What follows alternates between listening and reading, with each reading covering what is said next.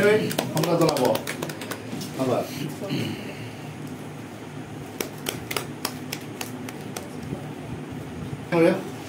মৰম যাচিব নাজিৰা আঞ্চলিক সাহিত্য সভাৰ উপসভাপতি শ্ৰদ্ধেয় ভৱানন্দ ডাঙৰীয়া লগতে নাজিৰা আঞ্চলিক সাহিত্য সভাৰ এখন কবিতা কানন আগবঢ়াব নাজিৰা আঞ্চলিক সাহিত্য সভাৰ উপসভাপতি শ্ৰদ্ধেয়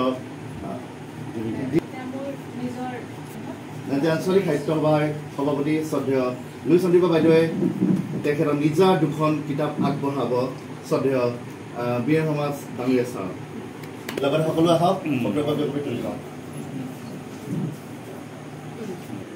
প্ৰবাহিত সলাই সংগোপনে গতি জাকি জাকি আহে যায় ধুমুহা লৰে জানো পাহাৰৰ ভাষা জননী হীন পাৱনী আই ধন্যে পুণ্যে হীন পাৱনী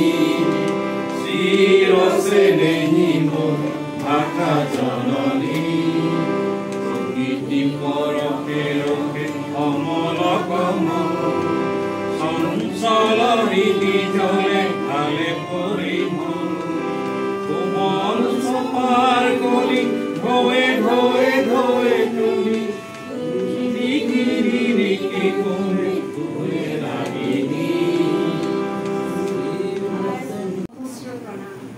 তোমাৰ ত্যাগ আৰু জ্ঞানেৰে প্ৰজ্বলিত হয় শত জীৱন আদৰ্শ